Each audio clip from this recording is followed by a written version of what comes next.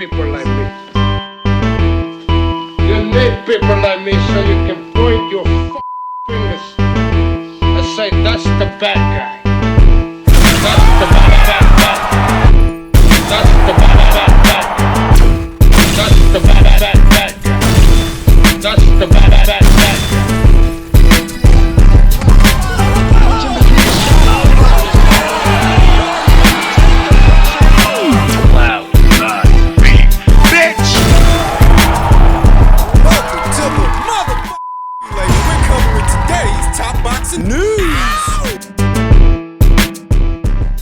Okay, we'll start with this. Ahead of his mandated title fight this weekend, IBF featherweight champion Angelo Leo is now ready for unifications after formidable Aleem.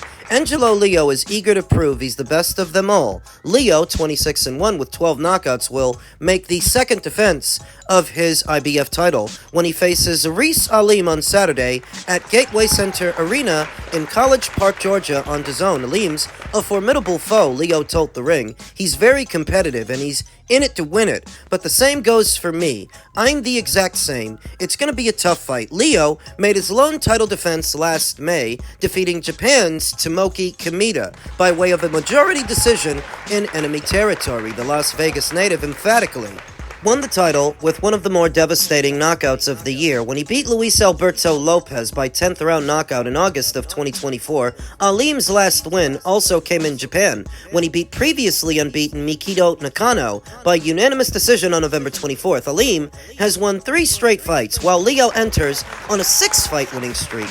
Leo is the ring's number 2 ranked featherweight, while Aleem is number 9. I think it's one of the best divisions in the sport right now, Leo said. It's a very diverse division. You've got fighters that are 6 feet, you've got fighters that are my height, and you've got different types of styles. It's a great division for the sport. Yeah, it'd be even fucking better if you guys actually fought each other. The belt holders, the champions, all of which seem to have been waiting for Inoue to move up. It seems that they're going to have to wait a while longer, as he has no immediate plans to move up to featherweight. Nor should he, as not a single one of the belt holders in the featherweight division have given him any incentive to look in their direction, aside from having a belt. Well, there are 4 guys with belts up there, and generally speaking, Inoue has collected his fair share of belts already. What else have you got? Angelo Leo and his opponent Aleem have sparred before. Both, however, downplayed the impact of it given the time that elapsed and the difference between sparring and an actual fight. Pretty competitive, Leo said of those sparring sessions. I remember Floyd Mayweather at one of those sparrings. He stepped into the ring and refereed it. Overall, I'm not taking too much of it during the fight because when the bright lights are on, things change. And it's been 6 years. Aha! You caught that shit? I know he's changed as a fighter. I've changed as a fighter. We're going to go in there and put on our best performance, regardless of what happened in the past. He's kind of giving it away what happened in the past and how he expects things to be different. He expects things to change. It's likely because he didn't get the better end of the sparring. Aleem did. Because do you think that Angelo would be talking like that if he's the one got the better end of the sparring? You see how David Benavidez was talking about Zurdo Ramirez, a guy who he sparred for a good number of rounds, a good number of times. He was confident, very confident, going into the actual fight with him based on those sparring sessions. You're not really getting that from Angelo. I've been saying it all in the build-up. I have a sneaking suspicion this is a fight that Angelo Leo might lose. He's not having it by choice, he's having it because he's under orders. If he wants to keep that red belt, he's got to satisfy this guy as his mandatory challenger. That's the only reason that he's here. He's been champion for a little over a year now, after having knocked out then champion Luis Lopez in violent fashion, though it's hard to say that Angelo has built anything from that, any momentum, and used it to garner attention to himself. I think he's only fought once, the Tomoki Kamita fight. In over a year's time. This fight he's about to have tomorrow night will be only the second fight that he's had since then. He's now saying that beyond tomorrow's fight, provided that he wins and stays IBF champion, he would like a unification. It's about fucking time. Leo said, for the most part, I just want to keep establishing my legacy and establishing myself as the best featherweight in the world. He has yet to do that. I would argue that it's more Rafael Espinoza than anybody else at the weight. He's the most dangerous. He's been champion the longest. But he, like Angelo Leo, he needs to unify. He needs to prove it. Stop waiting for a super bantamweight to move up and take out the competition. Champions have just been sitting around, sitting on their belts with their thumb in their ass, fighting in fights nobody gives a damn about. I heard that the WBC champion Bruce Carrington has a fight coming up, and it's not against the champion, it's not a unification. Brandon Figueroa, the WBA champion, was said to have turned down the opportunity to unify titles with Rafael Espinoza, because he was waiting on the winner of Inoue versus Nakatani. That's a story. You mean the excuse? You know, the featherweight division is a deep division. It's talent-rich, with all the potential to be one of the more entertaining divisions in all of boxing. If only these boxers, these champions, would fucking fight each other. I don't even know that Angelo Leo is going to get the chance to unify titles like he now says he wants to, because I don't know if he's going to win tomorrow night. He might not. I don't even want to make a pick for this one. I just want to sort of hang back and see what happens. But I wouldn't be at all surprised to see the red belt change hands tomorrow. Also set to go down tomorrow, Daniel Dubois versus Fabio Wardley for what is Fabio's WBO title, as young Daniel, former champion, vows to take out the trash. Vows to knock out Fabio Wardley. The British heavyweights will meet in a sold-out co-op live arena headlining Queensbury show streamed exclusively on DAZN pay-per-view and to subscribers of DAZN's Ultimate tier. It is 6 months since Wardley won the WBO interim title with a dramatic 11th round stoppage of Joseph Parker. Weeks later, he was upgraded to full champion when Alexander Usyk chose to relinquish his WBO title rather than face the 31-year-old Ipswich puncher. Rather than opting for a safe first defense, the ring's number 1 ranked heavyweight chose to build on the momentum he has generated by taking on the explosive Dubois. The thing is, I treat all of my fights like they're a world title fight because, especially in this division, it takes one punch to change the whole trajectory of your career, Wardley said at their press conference Thursday. You could be up, you could be down, all very quickly. So all of my fights were the biggest fights of my career going into them. This is another one on the list. I'm used to throwing myself in the deep end. That's what he's done. Used to picking the biggest, the toughest, whoever is out there, the best fight for me, and this is no different. You know, fighters are going to say what they've got to say to the media, say what they've got to say to sell their fight. What's the real reason that Fabio Wardley picked such a dangerous assignment? And it's likely because of the 4 names that he was given. The most marketable fight that'll get him the most money is the Daniel Dubois fight, more than a Hrgovic fight, or a Jared Anderson fight, or a Heiza fight. Of those 4 names, fighting Danny Boy gets you the biggest bag, and that's why I think he did it. There's nothing wrong with that, by the way. That's what a prize fighter is supposed to do. But that is why I think he did it. It's not challenges for the sake of challenges, it's prize fighting. Dubois is the ring's number 4 rated heavyweight, has spent the week at the end of his tether, but used his final media obligation of a long build-up to voice his opinion that he feels Wardley disrespected him during the promotion, suggesting Wardley would be a dustman if he wasn't a professional fighter. I'm going to collect that trash, Dubois said. It's disrespect, so I'm gonna put it right in the ring, boy. I heard what you said. I'm going to bust his bubble anyway. That's what I'm gonna do. The 28-year-old Londoner hasn't boxed since losing his IBF title against Usyk in their July rematch, but he jumped at the chance to plunge right back into the deep end against the dangerous Wardley. He kept things characteristically short when asked what he feels will happen Saturday night. I win by any means necessary, Dubois said. No doubts, I'm here for business. Let's fight. The amiable Wardley is able to avoid switching to fight mode until the first bell is much closer, with a dangerous first defense of his title rapidly approaching. The 31-year-old confidently held court. It is widely expected that the fight will quickly develop into an all-out shootout. Both men have the courage and power to hold their feet in front of another big puncher, while Wardley's resilience and willingness to fight through discomfort is well established. There are also question marks over Dubois' ability to weather the inevitable storm if he doesn't get off first. I believe that, irrespective of pedigree, history, and experience, I believe that I can beat him regardless, Wardley said. Losing including all the rounds. It doesn't matter what's going on in the fight. That faith, that belief in me is unwavering. It doesn't matter what circumstance happened before, what's been going on in the fight.